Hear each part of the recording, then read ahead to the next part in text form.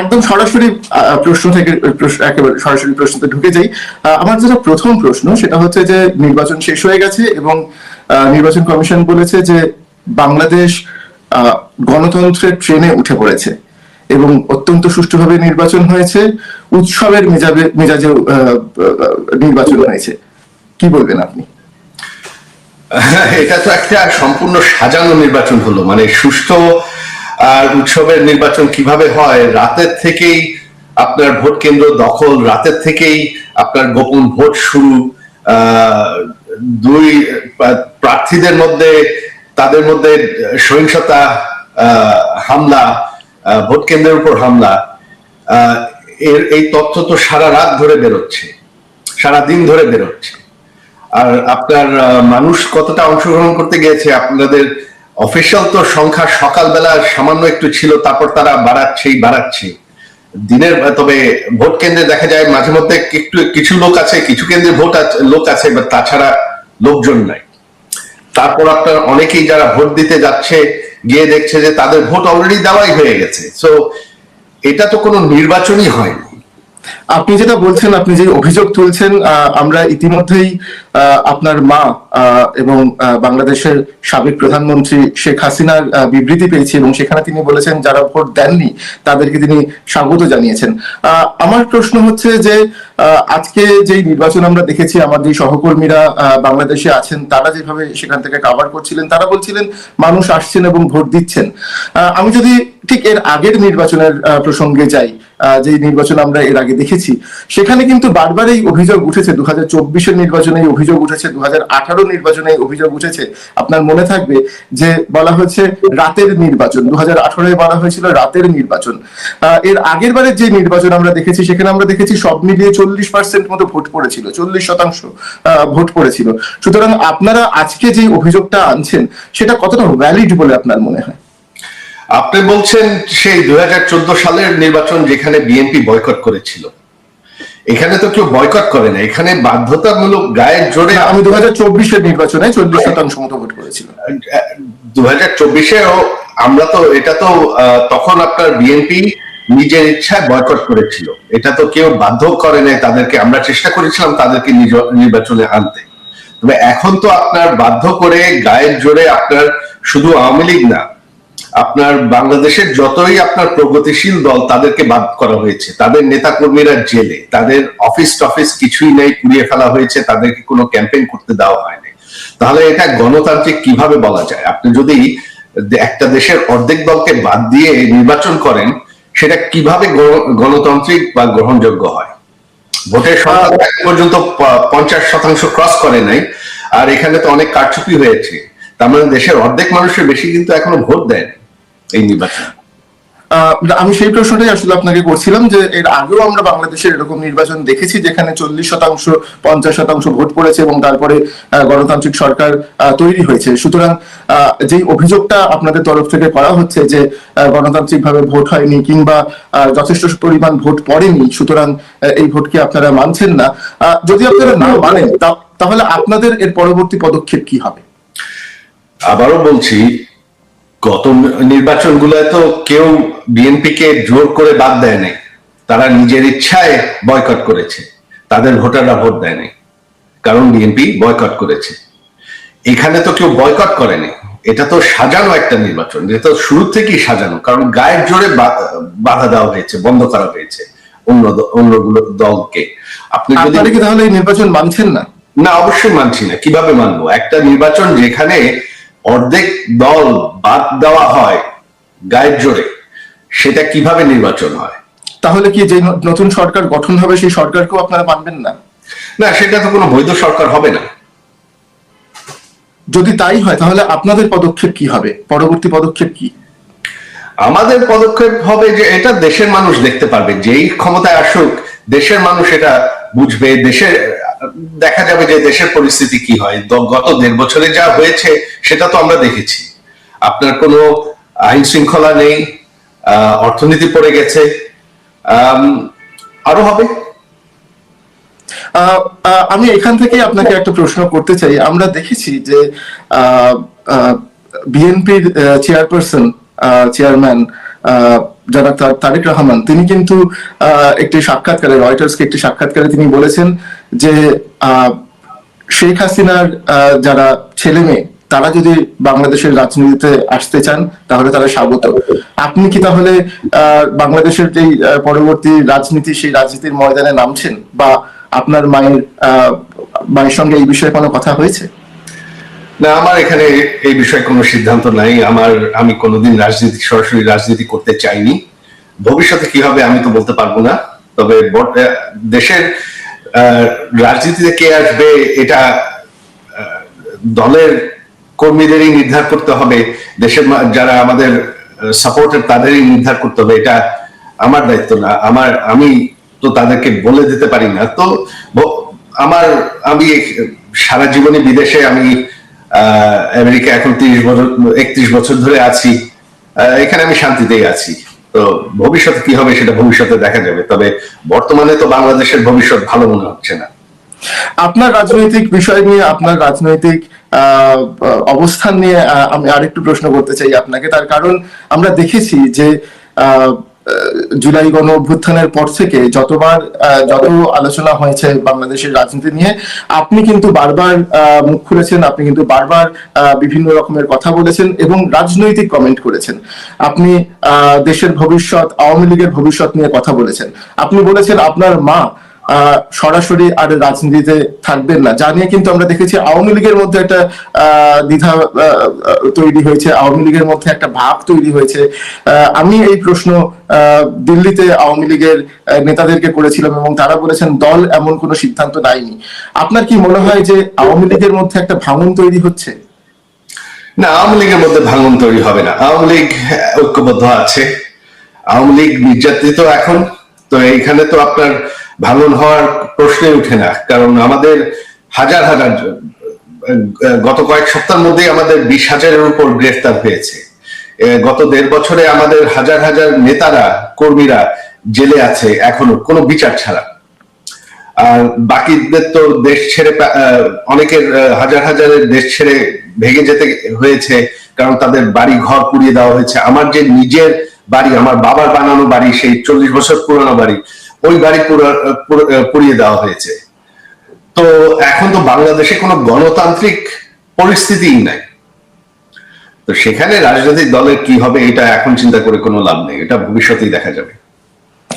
আমি আবার আপনাকে একটা প্রশ্ন করতে চাই, যেটা আমি শুরুতেই আপনাকে যে প্রশ্ন করেছিলাম, যে আপনি এবং আওয়ামী লীগ বাংলাদেশের ভবিষ্যৎ কিরকম ভাবে দেখছে? আপনাদের মনে হয় যে এই নির্বাচনের পরে, নতুন সরকার গঠনের পরে আওয়ামী লীগ সত্যি দেশে ফিরতে পারবে? এবং যদি ফিরে তাহলে কিরকম ভাবে ফিরবে? নতুন মোড়কে ফিরবে? নতুন প্রজন্ম আওয়ামী লীগের দায়িত্ব গ্রহণ করবে, নাকি কি হবে? আপনারা কি ভাবছেন? আওয়ামী লীগ হচ্ছে স্বাধীনতার দল আর দেশের সব থেকে পুরনো দল। আওয়ামী লীগ মুছে যাবে না। আওয়ামী লীগ ফেরার প্রশ্ন না। আওয়ামী লীগ দেশে আছে। এই দেখেন, এই নির্বাচনে দেশের অর্ধেকের বেশি মানুষ কিন্তু ভোট দেন, তারা বেশিরভাগ আওয়ামী লীগের সমর্থক। তো আওয়ামী লীগ দেশে আছে। সেটা প্রশ্ন, সেটা ভবিষ্যতে দেখা যাবে। আপনি যে বলছেন আওয়ামী লীগ দেশে আছে, এখানেই আমার প্রশ্ন। আওয়ামী লীগের যারা তৃণমূল স্তরের একেবারে গ্রাসরুট লেভেলের যে কর্মীরা, তারা আমরা দেখেছি তারা দেশে আছেন। তাদের অনেকের উপরে আক্রমণ হয়েছে, সেও আমরা দেখেছি এই গত 1.5 বছরে। কিন্তু তারপরেও তারা মাটি কামড়ে পড়ে আছেন। এই যে গোটা নির্বাচনের প্রক্রিয়া, আমরা আওয়ামী লীগের যে শক্ত ঘাঁটি, সেই সমস্ত জায়গা থেকে আমরা রিপোর্ট করেছি এবং আমরা সেখানে দেখিয়েছি যে সেখানে এখনো আওয়ামী লীগের কর্মীরা তারা কিন্তু বলছেন যে তাদের দলের কথা ভাবছেন, তারা তাদের দলের পাশে আছেন। অথচ আওয়ামী লীগের যারা একেবারে প্রথম সারির নেতৃত্ব, তারা কিন্তু সবাই দেশ থেকে পালিয়েছেন, অধিকাংশ তাদের দেশ থেকে পালিয়েছেন, তারা অন্য দেশে গিয়ে আশ্রয় নিয়েছেন। আওয়ামী লীগ চলছে কি করে? আপনার কি মনে হয় না যে আওয়ামী লীগকে যদি, যেটা আপনি বলছেন, রাজনৈতিক প্রক্রিয়ায় ফেরাতে হয়, তাহলে এই যেই আপনাদের যে ভোটার রয়েছে কিংবা আপনাদের যে কর্মীরা রয়েছেন, তাদের পাশে গিয়ে দাঁড়ানোর প্রয়োজন, আপনাদের নেতা কর্মীদের পাশে? এখন আমাদের নেতাদের উপর যে নির্যাতন হচ্ছে, যেটা আপনি বললেন, তাদেরকে তো দেশে ফিরলে গ্রেফতার করা হবে, জেলে নেওয়া হবে, হত্যা করা হবে। গত 1.5 বছরে 500-র উপর আমাদের নেতা কর্মী হত্যা করা হয়েছে। তাদের মধ্যে প্রায় 35 জনের মতন পুলিশের কারাগারেই হত্যা করা হয়েছে। তো এখন তো সেই পরিস্থিতিই নাই। আপনার তো পরিস্থিতি, আপনি যদি একটা গণতন্ত্রের কথা বলেন, সব থেকে বড় দল যেটা সব থেকে পুরানো দল, তাদেরকে যদি আপনি গায়ের জোরে এভাবে নির্যাতন করে ব্যান করে রাখেন, তো তারা ফিরবে কিভাবে? বাংলাদেশে এখন যারা রাজনীতির ময়দানের আছেন, বিএনপি কিংবা জামাত শিবির, তাদের প্রত্যেকেই কিন্তু আমরা তাদের যখনই যা যা ইন্টারভিউ আমরা দেখেছি, আমাদের সহকর্মীরা যে ইন্টারভিউ তাদের করেছেন, তারা প্রত্যেকেই বলেছেন তারা একটা গণতান্ত্রিক বাংলাদেশ দেখতে চাইছেন, তারা একটা অল ইনক্লুসিভ বাংলাদেশ দেখতে চাইছেন। এবং তারা বলছেন, এবং এই কথাটা আমরা এর আগেও জুলাই অভ্যুত্থানের পরেও কিন্তু আমরা বহু মানুষের কাছে শুনেছিলাম যে আওয়ামী লীগের নেতারা তারা যদি ক্ষমা চেয়ে নেন, যা ঘটেছে তার জন্য যদি তারা ক্ষমা চেয়ে নেন, তাহলে তারা আবার রাজনীতিতে ফেরার একটা জায়গায় পৌঁছতে পারবেন। আপনারা কি ক্ষমা চাওয়ার জায়গায় আছেন? আপনি বলেন আওয়ামী লীগ যদি ক্ষমা চায় তাহলে তারা ছাড় দিয়ে দেবে? নির্বাচন তো করে ফেলেছে। আমরা বারবার বলেছি এখানে, আমার মা নিজে ব্যক্তিগতভাবে জুলাই 24 সালেই যারা নিহত হয়েছে তাদের পরিবারদের সাথে দেখা করেছেন, তাদেরকে ওয়াদা করেছেন বিচার হবে। তবে আমরা একটা জুডিশিয়াল কমিটিও গঠন করেছিলাম, সেই কমিটিকে তো এই সরকার এসে বাতিল করে দিয়েছে। শুধু সেটা না, আওয়ামী লীগের তো শত শত কর্মী হত্যা হয়েছে, যারা তাদেরকে হত্যা করেছে তাদেরকে কিন্তু এই সরকার ইনডেমনিটি দিয়েছে, আইনগতভাবে ইনডেমনিটি দিয়েছে, যে যারা প্রোটেস্টার তাদের কোনো আইন, তাদের বিরুদ্ধে কোনো আইনগত বিচার হবে না। তো আপনি এক হাতে আপনি হত্যাকাণ্ডর ইনডেমনিটি দিচ্ছেন, আরেক হাতে আপনি ক্ষমা চাচ্ছেন, ক্ষমার দাবি করছেন, সেটা কিভাবে হয় সেটা আমাকে বোঝান। যে এক সেট হত্যাকাণ্ড সেটা একদম জায়েজ, সেটা আইনগতভাবেই জায়েজ, অথচ আপনি ক্ষমার কথা বলছেন, সেটা কিভাবে হয়? বিচার হতে হলে তো সমান সমান বিচার হতে হবে। কিন্তু আপনার কি মনে হয় না যে জুলাই আগস্ট মাসে যে ঘটনা ঘটেছিল, সেই সময় যারা সরকার ছিল, আপনার মা তখন প্রধানমন্ত্রী ছিলেন, এই গোটা বিষয়টাকে আরো অন্যরকম ভাবে, আরো মানবিক জায়গা থেকে হ্যান্ডেল করা যেত? আমাদের উপর যেভাবে নির্যাতন করা হয়েছে, এখানে তো কারো কথা বলারই সুযোগ ছিল না।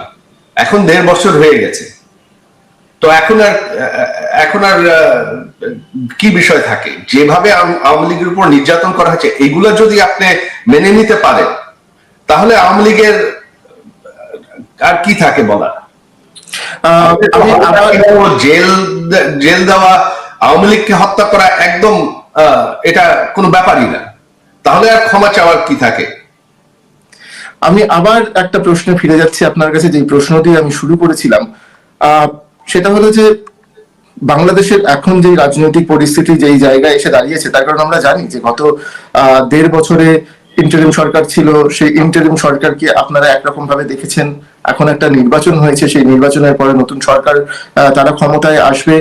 এই গোটা পরিস্থিতির মধ্যে যেটা আপনি আল জাজিরাকে সম্প্রতি বলেছেন, আমাদেরকে বলেছেন বিভিন্ন সাক্ষাৎকারে, যে আপনার মনে হয় না যে আপনার মা শেখ হাসিনা তিনি আর রাজনৈতিকভাবে বাংলাদেশের রাজনীতিতে প্রবেশ করবেন, তিনি আর বাংলাদেশের রাজনীতিতে অংশগ্রহণ করবেন? আপনি কি এখনো আপনার এই বক্তব্যে একই জায়গায় দাঁড়িয়ে আছেন? তিনি বহুত আগে রিটায়ার করতে চেয়েছিলেন, তিনি আসলে এত বছর রাজনীতি করতে চাননি। তো তিনি কি করবেন এটা ওনাকেই জিজ্ঞেস করতে হবে। তবে আমার আর মনে হয় না। তো সেটা আবার বলছি যে ভবিষ্যতে কি হবে আমি বলতে পারি না। তবে তিনি বহুত বছর ধরেই 2018 আগের থেকে তিনি বলছেন তিনি রিটায়ার করতে চান। এটা কি একটা পারিবারিক প্রেশার? না, আপনারা চাইছেন না? আপনারা চাইছেন না? জি, আপনারা চাইছেন না? না, আমাদের কোনো প্রেশার নাই। তিনি একজন স্বাধীন ব্যক্তি, ওনার সিদ্ধান্ত তিনি নিলেন না। আমি আমার শেষ প্রশ্ন, যে প্রশ্ন আমি আপনাকে আগেও করেছিলাম, আমি আরো একবার আপনাকে জিজ্ঞেস করতে চাই। আমরা দেখেছি যে বলা যেতে পারে যে বাংলাদেশের এখন একটা নতুন অধ্যায় শুরু হয়েছে। দীর্ঘদিন ধরে আমরা দেখেছি শেখ হাসিনা তিনি ক্ষমতায় ছিলেন, আমরা দেখেছি তারেক রহমানের মা তিনি দীর্ঘদিন ক্ষমতায় ছিলেন। তিনি এই দুজনের মধ্যে বাংলাদেশের রাজনীতি দীর্ঘদিন ধরে চালিত হয়েছে। আহ, খালেদা জিয়া এখন আর নেই, তিনি মারা গেছেন। তারেক রহমান তার পরবর্তী প্রজন্ম ক্ষমতায় এসছেন, রাজনীতিতে এসছেন, বাংলাদেশের রাজনীতিতে যোগ দিয়েছেন। আপনারা কি আপনি আপনি বা আপনার বোন, আপনারা কি বাংলাদেশের রাজনীতিতে কোনোভাবে যাওয়ার কথা ভাবছেন? না, আমাদের সেরকম কোনো চিন্তা নেই। তবে বাংলাদেশে এখন ভবিষ্যৎ কি হবে, আপনি যেটা বললেন যে হ্যাঁ আওয়ামী লীগ যে এত বছর ক্ষমতায় ছিল, তার আগে আওয়ামী লীগ বিএনপি দুদলই ক্ষমতায় ছিল। তবে একটা জিনিস বাংলাদেশের মানুষ অলরেডি বোঝে, এবং আরো ভবিষ্যতে দেখা যাবে যে আওয়ামী লীগের যে 16-17 বছর, এটা যে অর্থনৈতিক অগ্রগতি, উন্নয়ন, আইন শৃঙ্খলা, জঙ্গিবাদের বিরুদ্ধে যে শক্তিশালী অবস্থান, এরকম শান্তিপূর্ণ সময়, এরকম অর্থনৈতিক উন্নয়ন বাংলাদেশের ইতিহাসে কোনোদিন হয়নি। আর এটা বাংলাদেশের মানুষ আরো গত 1.5 বছর টের পেয়েছেই। এখন যেই সরকারই আসুক আগামীতে দেখা যাবে, কারণ আওয়ামী লীগের রেকর্ড কেউ ম্যাচ করতে পারবে না। যদি এরকম পরিস্থিতি তৈরি হয় যে যারা আওয়ামী লীগের যে নেতারা অলরেডি কনভিক্টেড বা যাদের বিরুদ্ধে বিভিন্ন অভিযোগ রয়েছে, যারা দেশের বাইরে বা বাংলাদেশের জেলে যারা আছেন, তাদেরকে বাদ দিয়ে নতুন প্রজন্মের আওয়ামী লীগ তৈরি করতে হয়, নতুন প্রজন্মের আওয়ামী লীগ, নতুন নেতৃত্ব যদি সামনে নিয়ে আসতে হয়, আপনার কি সাজেশন থাকবে সেক্ষেত্রে? সেটা দলের বিষয়। আপনার অন্যান্য দলে তো কি এটা মানে এটা দলের বিষয়। আওয়ামী লীগ একটা গণতান্ত্রিক দল। আওয়ামী লীগের নেতৃত্ব কে দেবে সেটা আওয়ামী লীগ নির্ধারণ করবে। এটা আমি বলে দিতে পারবো না। প্রিয় দর্শক, আসসালামু আলাইকুম, সবাইকে আজকের ভিডিওতে স্বাগতম। তো আজকের এই আলোচনাটা দেখলেন, এখানে সজীব ওয়াজিদ জয় ছিল এবং জামাতে আমি ডক্টর শফিকুর রহমান ছিল। প্রিয় দর্শক, সজীব ওয়াজিদ জয়কে কিছু প্রশ্ন করা হয়েছে, এই প্রশ্নগুলি কতটা যৌক্তিক ছিল এবং তার উত্তরগুলি কতটা যৌক্তিক ছিল সেটি অবশ্যই কমেন্ট বক্সে জানাবেন। সে এই উত্তর দিতে কে কে ভুল করছে এবং কে কে সঠিক কথা বলছে সেগুলো অবশ্যই আপনারা কমেন্ট বক্সে কমেন্ট করে জানাবেন। প্রিয় দর্শক, খালিদ মহিউদ্দিনের ভিডিও দেখতে আমাদের এই চ্যানেলটি সাবস্ক্রাইব করে রাখুন। আজকের ভিডিওতে যদিও খালিদ মহিউদ্দিন সাহেব ছিলেন না, ওনার অ্যাসিস্ট্যান্ট আজকের ভিডিওতে প্রশ্ন করছেন, তো ওনার উপস্থাপনাও খুব ভালো হয়েছে। প্রিয় দর্শক, আজকের মতো এখানে শেষ করলাম। আবার দেখা হবে নতুন কোনো ভিডিওতে। সেই পর্যন্ত ভালো থাকবেন, সুস্থ থাকবেন। যারা এখনও আমাদের এই ইউটিউব চ্যানেলটিকে সাবস্ক্রাইব না করছেন, একটি সাবস্ক্রাইব করে দেবেন। একটি সাবস্ক্রাইব করে রাখেন যাতে করে পরবর্তী ভিডিও আপলোড করার সাথে সাথে আপনার কাছে একটি নোটিফিকেশন যায়, আপনি সবার আগে আমাদের এই ভিডিওটি দেখতে পারেন। প্রিয় দর্শক, ভালো থাকবেন, সুস্থ থাকবেন। আল্লাহ হাফেজ।